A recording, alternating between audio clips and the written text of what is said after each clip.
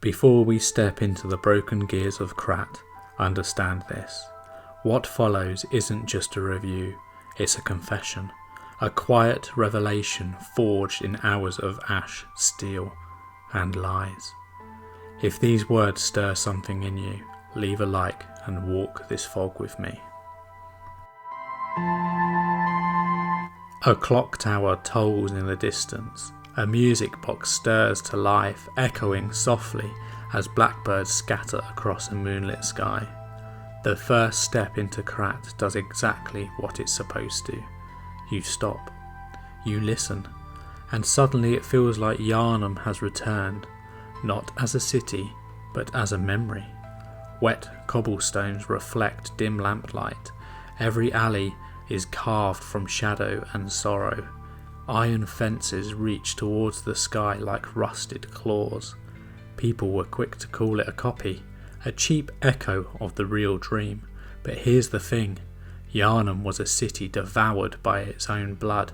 It howled and mutated and rotted from the inside out. It's feral, animal, rabid. Krat is something very different. There's a controlled, almost unnatural calm to this place. The puppets aren't beasts. They're still wearing the uniforms, still performing their duties, still pretending everything is alright. And that's the crucial distinction. Bloodborne is about the loss of control. Lies of P is about control taken too far.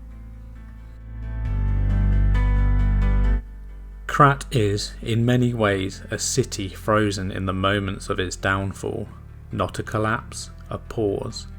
Walk through the Elysium Boulevard and count how many puppets are there still sweeping the streets. Look at their faces, emotionless, pristine, stuck in internal service. In Bloodborne, every street corner feels like the world might tear open and spill some ancient nightmare beneath your feet. But in Krat, the horror is quieter, more civilized, more polite. You walk past a bench and you hear the faint clatter of broken porcelain masks in the wind.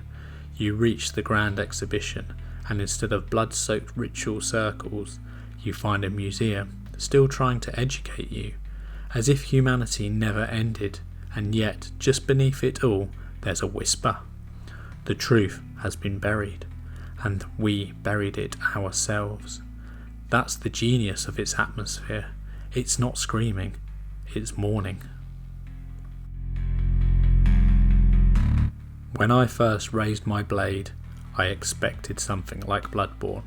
Fast, brutal, a rush of aggression and recovery windows. But Lies of P did something I didn't expect. It made me slow down. Every strike lands like a hammer blow.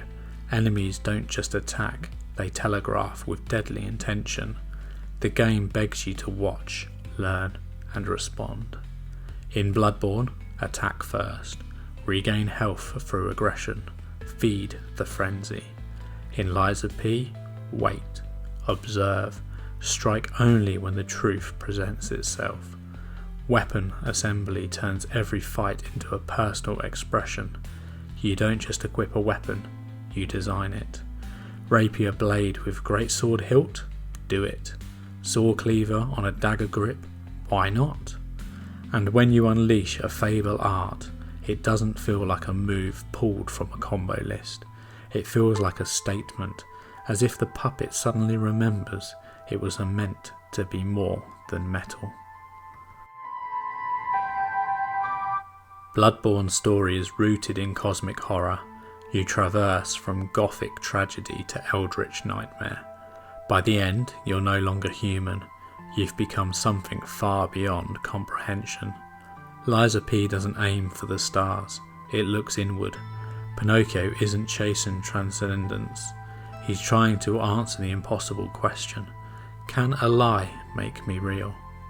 Every decision, every dialogue choice, it's not just morality, it's identity. Lie and the game rewards you. Lie and your humanity grows. But the more human you become, the more painful the world around you feels, because you start to understand it. That's why the ending hits so hard. This isn't a hero's journey, it's a tragedy disguised as a fairy tale. So let's return to that first question. Is Lies of P just a Bloodborne clone? No, it's a eulogy, a respectful bow to the gothic masterpiece that came before, followed by the beautifully crafted evolution of it. It just doesn't try to outrun Bloodborne, it walks beside it, hand in hand, and whispers, what if we explored a different horror? Not beasts, but lies. A world restrained by obedience, combat shaped by discipline rather than mania.